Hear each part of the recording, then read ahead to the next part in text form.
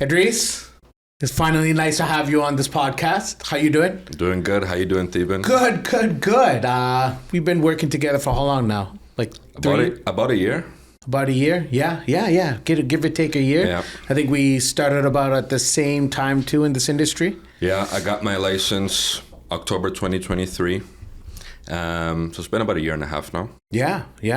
How you liking it so far? How has it been for you this whole career? It's been good. Yeah. Right. When I first started. Yeah. Right. I was a contractor before. Right. That's when I started my business. And because I worked with many agents, helping them with their tenant homes and, flipping homes with my father in the contracting business, that's when I decided to become the agent. I knew it was going to be hard, but I didn't think it was going to be as hard as I thought it was going to be. Yeah. Right? Yeah. There's a lot of things you got to deal with people. How are things with you, Theban? Things are good. It's been a long journey. I think I've been doing this for about 4 years now, I believe.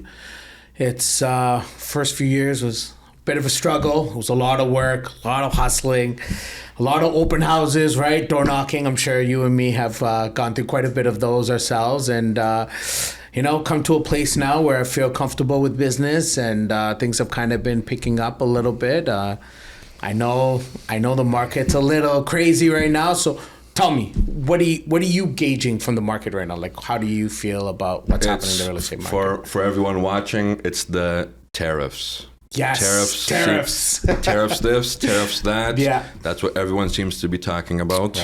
Right. How do you think, that's affecting the market and your clients? For me, on the mortgage side, there's a lot of people just waiting. They're watching these Bank of Canada news rates for those rates to see like what's going on. Is the rates going to drop? Everyone's expecting rates to continuously drop. I'm expecting that, but only to a certain point. Like for instance, like variable rates have start coming to the low fours. At that point, you should start considering, should I lock in this variable rate? Especially in this economy, nothing's guaranteed. When you start hitting those mid threes to the low fours on your variable, lock it in. That's what I would suggest. But other than that, though, the market is a little unusual right now. I'm talking to a lot of my agents, and they're saying it's not as busy as it once was. How do you feel about that? How does it? Before I tell you how I think that's affecting the market, I think it's important to let everyone know, because some people don't even know what a tariff is. I didn't even know what a tariff was until Trump became president. I don't think anyone knew, right? But what a tariff basically is businesses have to spend more to bring products into the country. Yeah. And when they do that, they have to pass those costs on to us consumers. Yeah. And because we have to spend more, while we spend more, our income stays the same. Yeah. So when we spend less, businesses make less, leading to unemployment rates and people not feeling secure with their jobs, which is, holding people back from buying homes or making that big decision to make the move. Treb just released a report. Sales are up 29%. Right. And while they're high, the number of transactions that actually happened were down 23%. So we're seeing, 1 in 4 homes not even selling. And the average home selling price is less than 2.5%. Would you say this is kind of close to like COVID times, like with what's happening in the market? Like, how do you feel about that? No, because during COVID time, what people did is obviously they spent more for the house than they should have. And when I'm meeting a lot of sellers or seeing homes on the market, people are listing it for much more than what they purchased it in COVID. And sellers still think that they're in the COVID market and they think their home's still going to sell for a higher price. Right. And it's a hard truth for them to face because it's not going to sell. I see listings posted, let's say they bought it in COVID for $800,000, like my first listing that I had, which was a really bad experience, right? So the guy bought it for $800,000 and he thought his home was worth $1 million, when in reality it was worth the same price where he bought it at. Looking at the comparables in the neighborhood, So I would say people are still thinking that, they can get more for the house than they really can. Right. Because what I'm experiencing is a lot of the clients who bought during COVID are now either trying to renew their mortgage or looking to take out equity out of their property so that, they can pay down debt and whatnot that they've experienced after COVID. And unfortunately, because during COVID times, people were paying peak prices. I'm sure they don't have the equity to tap into. So have you been seeing a lot of like foreclosures or power of sales? Like, have you seen an increase in those at all? Or how's it been for you? Because for me, the clients are sometimes they're just not making the money, and I've had a few lose homes because they can't keep up with the payments. Right. What are you seeing on your side? Right. In terms of when you're on the MLS, you can't really. There's not really a filter to see foreclosures. Right. You just go on the listing and you see who the seller is. So I wouldn't be able to speak on that, but. In the market right now, because of the tariffs, I'm seeing a lot of indecisiveness, uncertainty, homes sitting on the market for too long, and unsuccessful offer dates. Right. The client that I just the client that just purchased the house with me a few days ago, she liked like 6 or 7 properties. They all had offer dates on the 31st. Right. So did the one that she had. Right. Because they all had offer dates and low listing prices, she was scared that the price would be higher than what her budget is. So I told her, I'm like, let's put a preemptive on this house and let's just see what we can do, because we can try to avoid the competition, because she didn't want to be in a bidding war or anything like that. Right. And it worked. We put an offer under asking, but with no conditions, and they took it. Wow. And then I was monitoring the other houses that were that had their offer dates. Right. I would say 5 of them did not even sell, and 1 of them sold, right? So it's not really the houses that are priced not appropriately or, something wrong with the house. It's just people are still hesitant to come in the market. What Trub said was, once people are more certain, like once you have a better understanding of the economy, and I think when it stabilizes and when interest rates continue to drop, they're going to start coming back in the market. And it's expecting people to come back in the market in the second half of the year. Right. So it's just what people are So if you're a buyer, yeah, now is a good time to buy. Right. And a lot of people, will kind of not trust that. Right. Because of the stigma realtors have to buy now, this and that. But like, for real, right genuine, now honest is a good time to buy. Right. You'll get the price you want. There's more buying power for buyers right now. I would say the buyers that do have the money and they are ready to buy something, they should buy it now. Right. Because there's too much inventory. Right. You have the room to negotiate and get your conditions in there, whether it's a home inspection or financing. You can do it. Wow. Have you seen any defaults? Anything crazy happen lately? Yes. I had one client. So I do Alberta deals.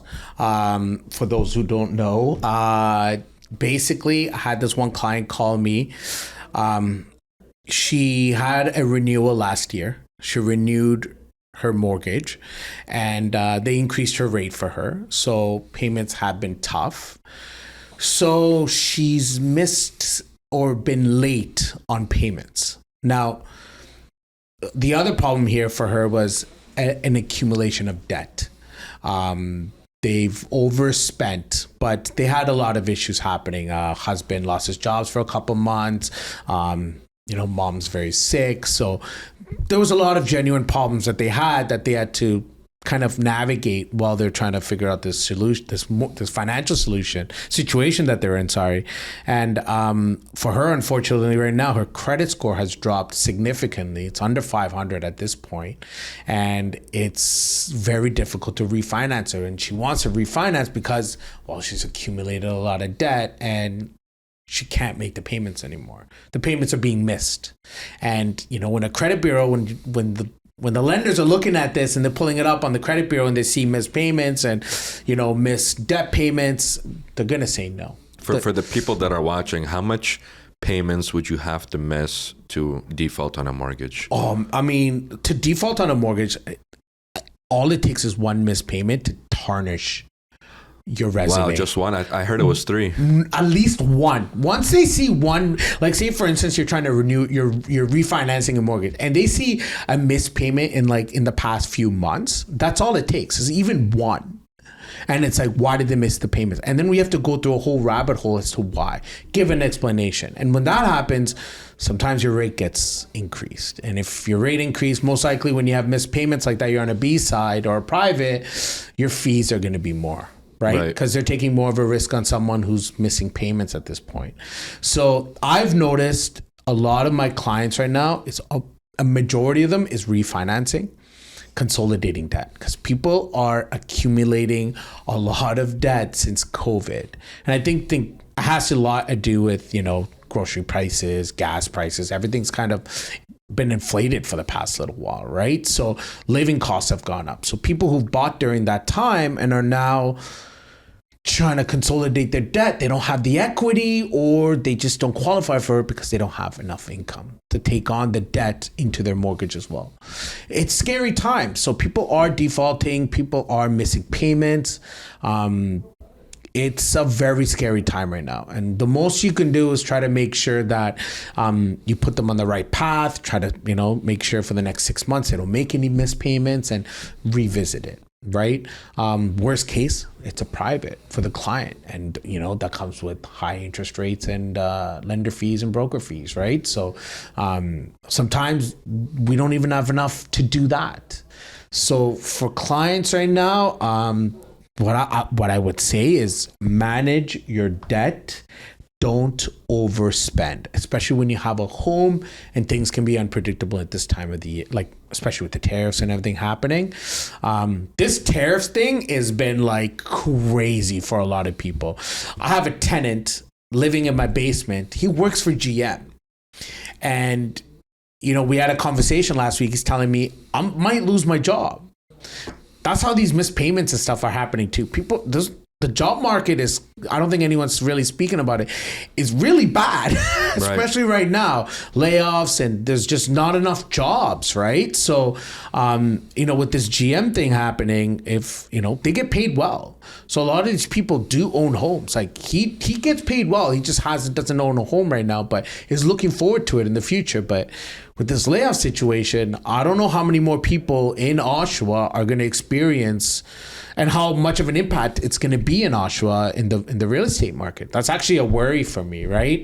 Because I'm sure a lot of people that work at GM live within the area as well. So that's a big scare, the job losses that we're going to see across the lumber industry, the steel industry, imports, like all of these things are going to impact people's jobs. And when that happens, they miss payments. And when they miss payments, defaults and other crazier stuff can happen. So it's a scary time. I'll be honest with you. For a lot of people, and for a lot of people that can afford, it's the best time to buy. I hate to say it, but when more houses, when there's more people losing houses and prices of houses haven't really changed, but interest rates are dropping, I would say get into the market now, right? But it's tough because no one knows what's going to happen. That's the problem. It's just so much uncertainty in this market now that people, just want to just remove or eliminate as much debt as possible. So if you bought at a good time, refinancing, and if you qualify for everything, you'll be fine. But if you overspend and we're trying to refinance you and the mortgage is too much for you to handle on your income, we can't refinance you because you're just going to have to renew and keep that debt and do your best to manage the debt and pay it off. So, it's a scary time for sure for a lot of clients. And I think for me right now, the biggest alarm is debt accumulation. It's been quite significant.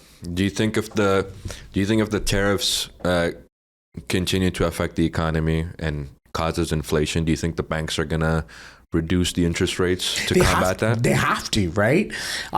They have to. I mean, to a certain point.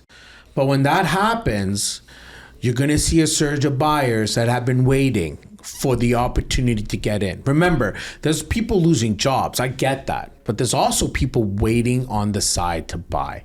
And all it takes is for like a couple more rate drops, and that's it.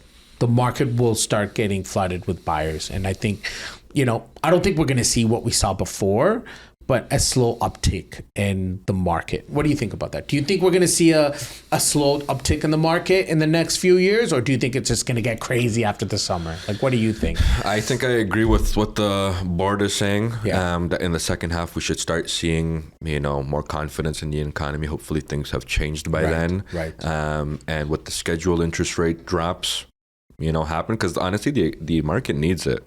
There's a lot of homes not selling. Buyers are not buying.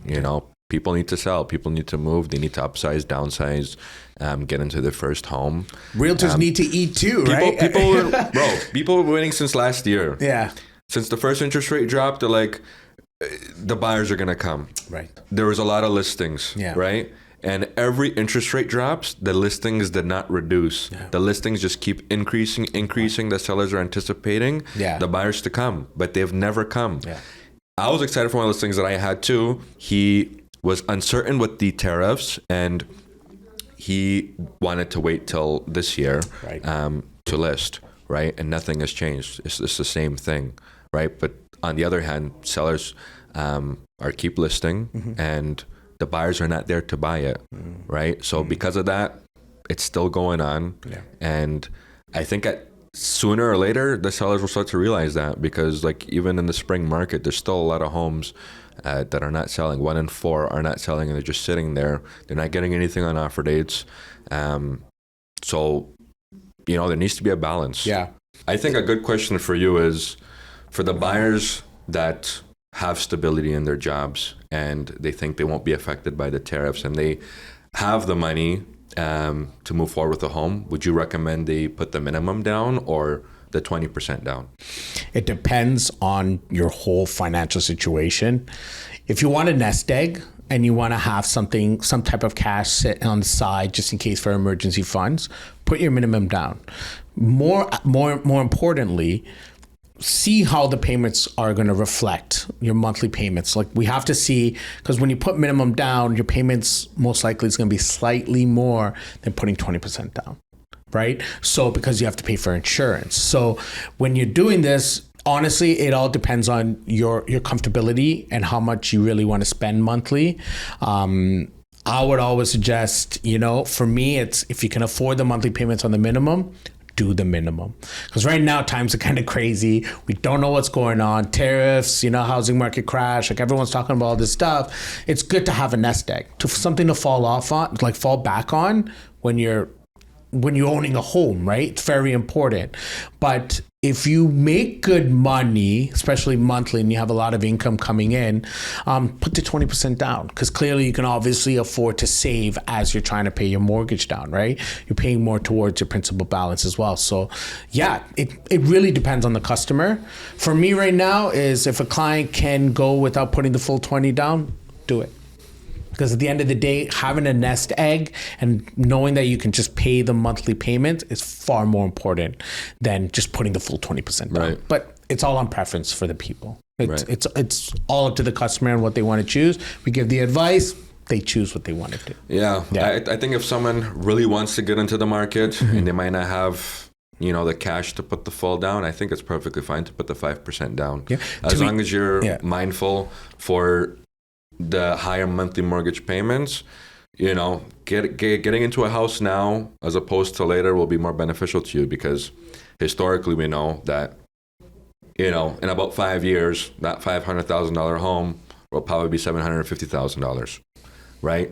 So you could take advantage of that appreciation if you buy it now, as opposed to waiting and then, spending more in the long term. Absolutely. Right? Absolutely. New mortgage rules. I know it's not as new, but some people don't realize that there is a new rule in place. There is. So now you can purchase up to $1.5 million and not have to put the full 20% down.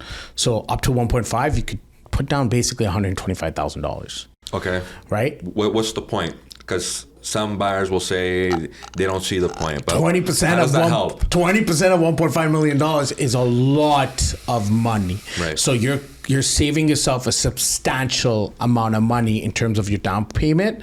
But remember, we can also increase your amortization. So what happens is once we increase your amortization, your payments will drop by $300 to $500 depending on the size of your mortgage.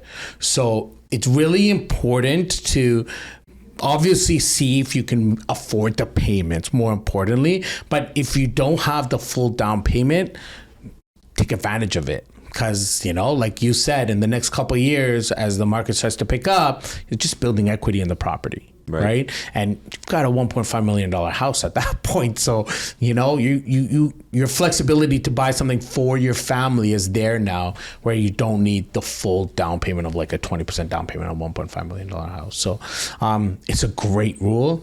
Not everyone's really taking advantage of it because I don't think it's really known. I don't think everyone knows about these rules right now. I think there's a stigmatism, especially towards buying a $1.5 million house with less than 20% down, because payments are a little more for sure. There's no question about it. But if you're someone who can afford it and get into the market now, I would do it for sure. Right. I wouldn't even think twice about it, right? Yeah. Plus, there's other programs that we have. We have programs with A-lenders now where we can help with assisted down payment. So what happens is if you don't have the full 10%, we can help come up with the remaining 10% to get you qualified. So there's a lot of different programs where you can try and we could put you somewhere where it would make sense for the client. I think that's interesting, and a lot of people don't know about that. Yeah. Of you giving the 10%, I think you should explain that to the buyers. Yeah, so basically it is a second party that would get involved in the transaction of getting your own mortgage. Let's say, for instance, an A-lender. They would sign up, register with this company, and what this company will do is diagnose and see if this makes sense. So if you're buying a $500,000 house and you've only got 10%, they'll come up with that remaining 10% for you. When you plan on selling that property, that 10% that they put down will equate to what you sell it at that future price. So if you buy for $500,000 and you sell for $800 3 years later, they'll take 10% of that $800,000 in 3 years, right? If you plan on selling the property. If not, refinance in a couple of years if the equity is built into the property and pay off the remaining balance of that down payment. Right. So a lot of ways to kind of get around this and make things work, but what's more important, and I'm sure what you've come across, is clients that don't know that they can actually qualify for a mortgage. How does that work with you? Because I'm sure you've been using my mortgage app to kind of help you figure out the numbers and help the client qualify while I'm not there. The app is great. I use it every day. Yeah. When people ask me, I'm not even the mortgage broker, but they ask me, if I buy this home, what my monthly mortgage payments look like. Right. I quickly pull out the app. I put in the home price, the down payment that they're willing to put, the property taxes, average utility cost. I took everything into consideration, and the numbers are pretty much spot on, because when I compare it to the mortgage papers of others, it's like right on point. So I think that's a really good tool. That's good. Because I can basically pre-qualify them myself before I send them to you. Right. So you already have an idea of what's going on. Saving us both time and uncomfortable conversations. The exactly, right? I've been preaching about this application to a lot of my clients, especially my realtors. I know Edrees uses it quite a bit. No, it's good because when I use stuff I see on the internet, it's not as accurate, but it gives you an idea. But your app is probably the best I've ever used. Pretty accurate, right? And especially when I'm not there, you can kind of just take on that role and help me out while I'm not say I don't answer a call, which usually doesn't really happen, but sometimes it does, and you have to deal with the client. Right. It's right there for you, right?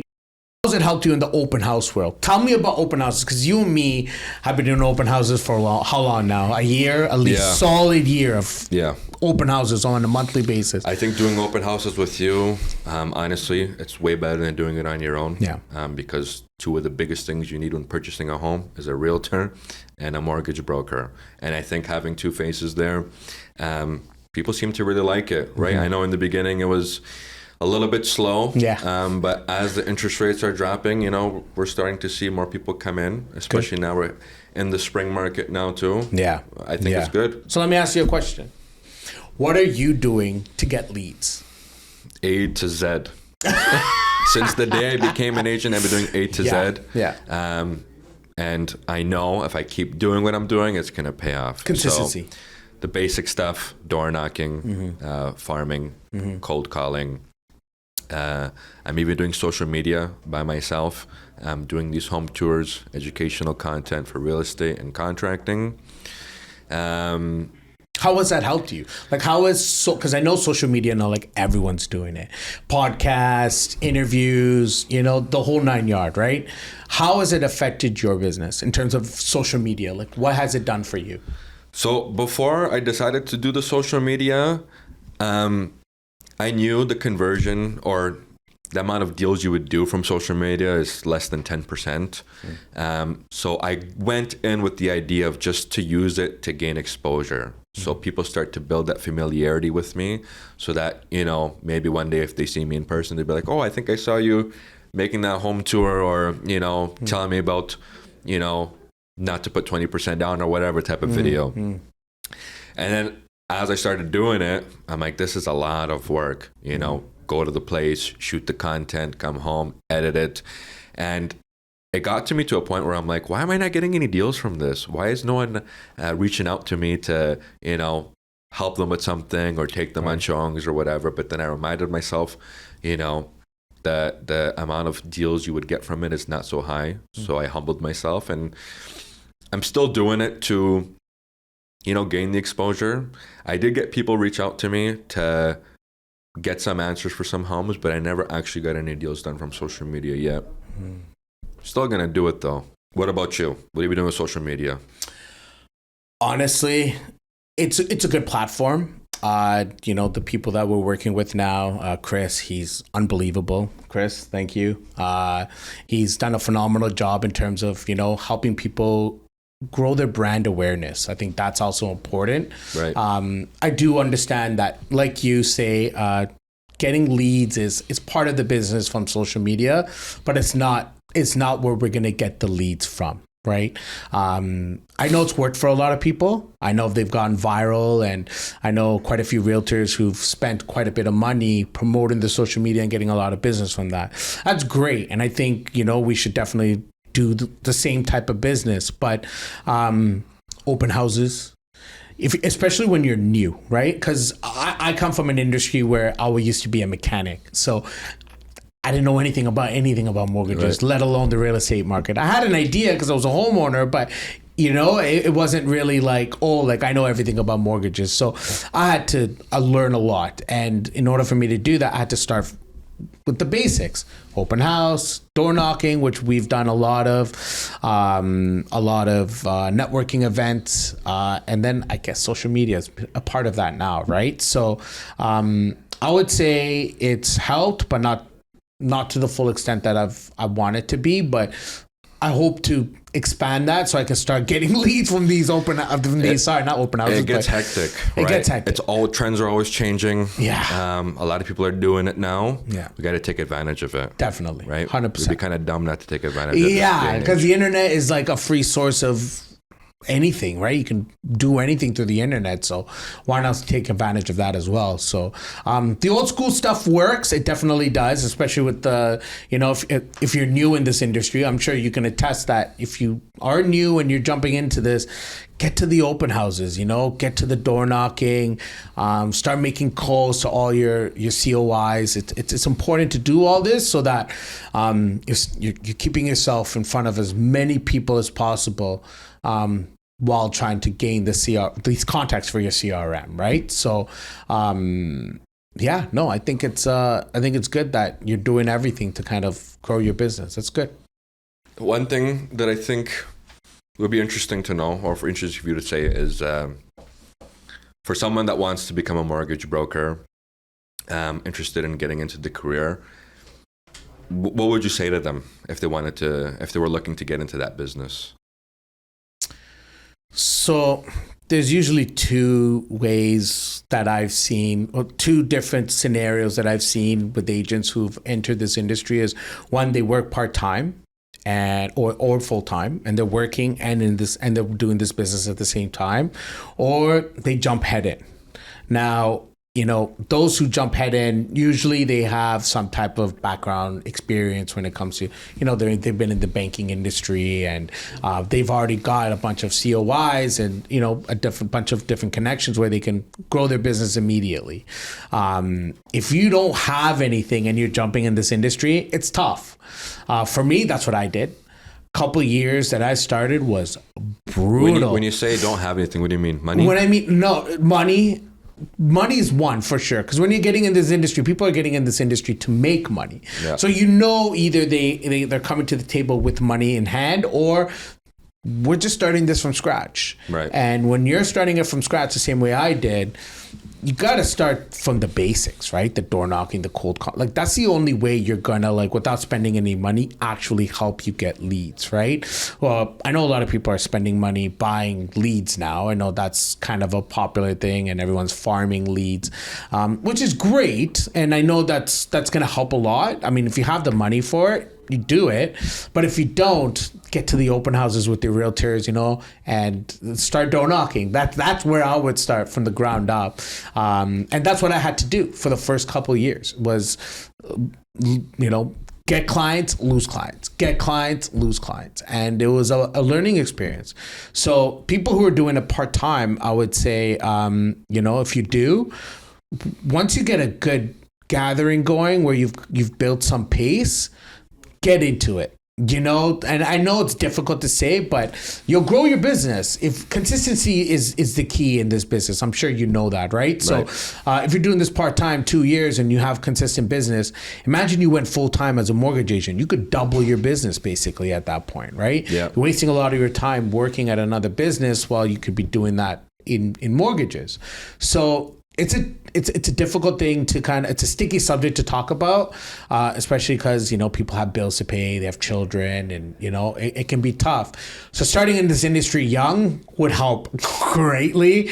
If you're over your 30s and you got a lot of responsibilities, I totally understand working part-time and doing this to kind of gain traction. It would be a smart way to do it. I feel like when you're younger, though, people don't take you as serious as if you were older. True, but I know a lot of young agents that, have put their time and effort and work into this industry and are killing it. So the name of the game is consistency, 100%, and grit. As long as you have both of those and you don't quit, you will make it in this industry. There's no question about it. For me, the first 2 years, I barely did business. And then in my third year, the moment I started seeing business start coming in, I saw what this business was like. And I fully understood now what I could do in terms of growing this business. And it's beautiful. I control my own hours. I do what I like to do, but we work more. That's the reality of it. More than a part-time job or a full-time job, but it's rewarding. And it's rewarding because customers are happy, and you're saving them half the time with, whatever it is that they're encountering, right? So I love this job. And I've grown to love it more and more as we spend more time in it. And I mean, you and me, we've got a beautiful relationship now where, we're inviting each other to a lot of things, right? So I've built a lot of friendships in this industry, and I love that. I think that's been, because I was an introvert. I'm a huge introvert before this whole industry, and I kept to myself. And now I have to learn to speak to people and, prospect and, door knocking. These aren't things that make you feel very comfortable. But the moment you start feeling uncomfortable and you're doing something, that's when you know you're doing something right. Just keep pushing. Do you know what the dropout rate for a mortgage broker is? It's high. It's high. I think usually after a year or two, if business isn't consistent, people tend to kind of drop out. I think realtors is the same thing. It's the same. It's about 80 to 90%. There's different numbers, but it's the same. I think it's the fact that what people see on social is a guy who has a lot of money, selling homes, pulling up to houses and nice cars, living a lavish lifestyle. I get it. But that doesn't come from sitting around doing nothing, right? I think a big thing that's hard for people is when you are your own boss, you know, you sometimes, I've done it myself, sometimes you get lazy, right? Because you have no one telling you to wake up, you don't got to clock in anywhere. And people don't really take that in because it's a huge thing. You gotta, you know, be your own boss, and you gotta schedule your time, and there's a lot of work that needs to be done. So what do you do to keep motivated? Schedule. Right. What helped me a lot in the business is time blocking. Like, because I'm my own boss and I wake up and there's like a million things to do. Best thing to do is time block. Because when you time block, you know that this certain time of the day, this is what I got to do. Because you have people calling you, you have so much stuff going on, you don't know what to do, right? And then that you end up not getting enough done. So every morning when I wake up, I look at the time, my calendar where I time block, and whatever it is that I have to do, I just do what I have to do. And I know that once I do these tasks on my calendar, by the end of the day, I'm going to look at what I did, and it's going to be, you know, I'm going to look at it and say that I've done a lot of work today, right? I got the stuff that I needed to do done that day. And then the following night, I time block for the next day. And I already know when I wake up, I have my schedule laid out for me. Probably one of the most unspoken rule in this industry is managing your time and time blocking, because if you're not organizing yourself in this industry, you're going to lose traction and you're going to lose clients in return of that, because you're not staying on top of every single lead, every single client, your meetings. I'm sure you have a lot of those going on. So that was a big learning curve, especially for me for the first couple of years. I'm still refining it. Like, there's still a lot of refinement that comes with time blocking, time management, and just being as efficient as possible in this industry. I'm sure without time blocking, I don't think we're going to be very efficient. So it gets hectic. It gets hectic for sure. People are always saying realtors shouldn't be making this amount of money, but you have a lot of expenses. You got a lot of expenses that you have to go through on a regular basis when you're listing these houses. Tell me about staging. I know that's one of the important ones that a lot of people overlook. How has that helped you in your business? I'm not going to explain why staging works and why you should do it, because you should. It helps sell the home faster. Everyone knows it plays a psychological aspect when people come see the homes. I think one question people really want to know is who pays for the staging. And I think the best way to do it is if you're getting less than 5% commissions, you know, you pay for the staging consultation.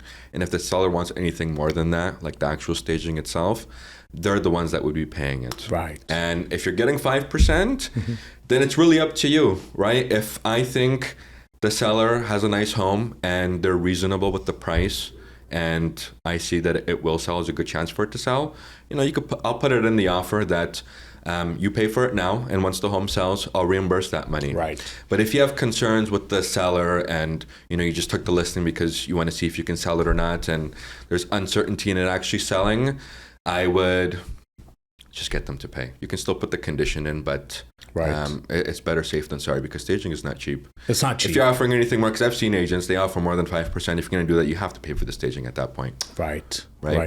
I know there is a lot of expensive realtors have that a lot of people don't know about, but staging is usually on the seller. Once you're at 5% and above, it's really up to you. It's really up to you. Based on the relationship you have with the client, if you know them or not, if they're a past client or not, or if they're new, it's situational. Right. And in terms of your business, how has that helped you with your business in terms of like the listings that you have, right? How has it made a big difference in It made a big difference, because one of the listings that I just sold, we had it listed last year, and it wasn't staged at that time. Right. Because I was new, right? And I tried to get the seller to pay because my commission was reduced. It didn't go as well because we had offer dates and no offers. Right. So he ended up leasing it for 6 months, and we put it back on the market last month. Right. And we staged it this time, and it sold within 10 days. There it is. It helps. Yeah. Because whether you have a nice home or not, it makes a big difference. Stagers know what they're doing. It's not just putting furniture anywhere you want to. Right. They have different size of furniture. They have different colors. Yeah. They take account, you know, the room. Yeah. Right. Basically, right. That's great. That's good to know, because usually, you know, I'm sure you get customers telling you, hey, like, can you bring down your fee? Can you bring down that? How do you navigate that? What do you do? What are you telling the customer? Like, you're Listen, basically telling them you have all these costs. I won't lose a listing Right. just because the seller wants to pay less. Right. You know, I'll put my ego aside. A deal is a deal. As long if someone wants me to reduce my commission, right, if they treat me with respect, right, and appreciate the work that I do, I'll reduce it. But if you're going to be a jerk and you just want a cheap realtor, I'm not doing it. I'd rather, you know, go on to another listing. Right, right. Let's talk about ego in this industry. Can we do that a little bit? Yeah. I know for me, when I'm calling high performing agents, one thing I've noticed is to pick up. I mean, I've had a couple prospecting clients that I've, you know, agents that have prospected, and they haven't picked for months. They haven't picked up the phone calls for months, right? And then finally I'll pick up, and it's an understanding like, look, I'm busy. I'm so sorry. Let's definitely connect and have lunch. But sometimes, you know, there's people that you call and it's almost like, where's his ego coming from? Because I don't see any business happening here. And, you know, like, what's going on, right? Like, so, you know, one thing I've learned is to put the ego aside, especially in this industry. You can lose a lot by just overinflating 100%. your ego, especially with customers, with realtors. I think being honest, humble, and being authentic, like being yourself, will sell far more than trying to be this guy that, you know, or this, you know, this person that you're not, right? Because I mean, everyone's got these, you know, LV belts and, you know, these nice watches, but the performance isn't there. And when I speak to these people, sometimes it's almost like, why do you have such a big ego? Right? Like, why aren't you giving me an opportunity where I can help your business grow? Because that's all I'm calling you for, right? It's more than just me helping your clients. We have a very good understanding about our relationship. And when I met you, like, you were very humble and authentic guy. And I think that's why we get along so well, right? How about you in your industry? How is the ego affected when you're working? Because you're working with other realtors on a regular basis, right? So how has that affected you, like, in terms of your business? I think if you have an ego, you're not really going to focus on the relationship you have with the client. You're just going to be focused on the transaction, how much I can sell this home for, my name, this and that. I think that's stupid. I think it's stupid because it is about the relationship. Yes. Because if you have a bad experience with one of those clients, you know, they'll ruin that name that you're trying to build. Yeah. Right? You're in it to be, you know, their realtor, to get them the best price they want, and to always be there and communicate with them. You can't treat anyone differently depending on, you know, who they are or what type of house they have. And it's not just the clients you got to be careful of. You got to be careful when you're working with other realtors too, because just like you, I've called top performers, and there's one that, you know, answered the phone and would give me tips and how to do better and you know, be a nice person. And then there's another one that has a lot of listings too, but, you know, they act like they're too good to talk to me because I'm a new agent and this and that. Right. That's not nice. That's not how I would do it. Yeah. The way I see it is, the better I do, the nicer I'm going to be. Yeah. Right? Yeah. Like, some people just act so miserable, or that they're top shit, but they're not, you know? Nobody cares. No one cares. Because if I wanted to do a deal, let's say they have a house that I really like for my client, I might not want to even show that listing to my clients because I don't like that agent. I don't like the way they, you know, carry themselves and the ego they had. Like, you don't deserve it. I'd rather give it to someone else who, you know, is humble and deserves it. Right. So building realtor relationships is super important for you as well, right? Of course, because I mostly do it in the Durham region, right? Yeah. And, you know, when I'm going through the MLS, I see the agents. I'm starting to learn who everyone is, seeing them on social media. And I would say majority of the people, they're nice. They're super chill, super cool, and they just want to get a deal done the right way and, you know, put your ego aside. Absolutely. It's not worth it. Absolutely. For me, I think in business and, you know, when I prospect a lot, I try to at least every day try to make a minimum amount of calls to agents so I can grow my business with them. And, you know, when you're prospecting in this industry, and I'm sure you know, rejection is like a 99% kind of business here, right? Rejection is 99% of the time. One of the worst things being a new realtor to deal with. Especially a new realtor, right? Yeah. And as a new mortgage agent, I faced a lot of challenges because I was new. I wasn't taken seriously from my peers. I wasn't taken as seriously from the realtors that I was working with. So being in the industry longer has taught me how to be more humble and give everyone a chance. You'd be surprised, people who aren't, who you think they are, next thing you know, they surprise you with a ton of deals, or they're helping you, with your business, right? I've noticed that when you have an inflated ego, you've limited yourself with working with a lot of authentic people. And I think for me, that's a big no-no. I love working with genuine, authentic people who I know who have the customer's interest at heart, because we're in a service industry here. If we're not here for the customers, what are we doing? Like, are we really just trying to put ourselves in front of Instagram and look, hey, like I got 30,000 awards. Are your customers happy? Right. Are they going to come back to you again? Because this isn't about just one transaction. Like, we need to do this for the rest of our lives. So you want to make sure this customer comes back to you in 5 or 10 years when they decide I want to buy or sell something again. Right. Right. So the ego is a very interesting subject to have. For a lot of people. So right. There's a lot going on in the market. Clearly, yep. Tariffs, Trump. Interest rates, all this stuff that's going on. What do you think about it? What do you think is going to happen in the next little bit? I don't know what's going to happen. Yeah. But I think a lot is going to happen. Yeah. That's going to be worth talking about, probably in a month from now. For sure. Right? For sure. I think for especially our audience here, we'll have some new things to talk about in terms of like what's happened since the last time we've had this conversation. I'm sure in a month, a lot of different things are going to happen because of Trump, right? I mean, what's crazy here, and what I think is nuts, is we're almost piggy banking on the news of what's happening in America.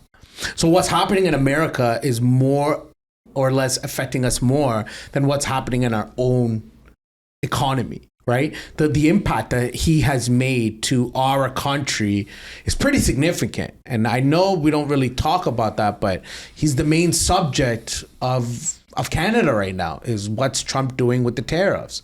What do you think about that? Do you think he's going to do any crazy changes for the next little bit? What do you think is going to happen? I have no idea. I just know that we're not going to become the 51st state. That, and he's not having Greenland. I don't know what's going to happen there. But Edrees, thank you for being on my podcast. This was a great conversation. I've learned a lot from you. Tell the audience, how can they reach you? Yeah, man, it was cool to be here. If you want to reach, you can find my page at Edrees Imani for Instagram and TikTok. And my link in the bio has all my contact information. And if anyone needs any help with mortgages, give me a call, 647-242-6708, or hit me up on my Instagram account, Mortgages by Theben. Thank you so much for being here, guys. We'll see you at the next one. Take care, guys.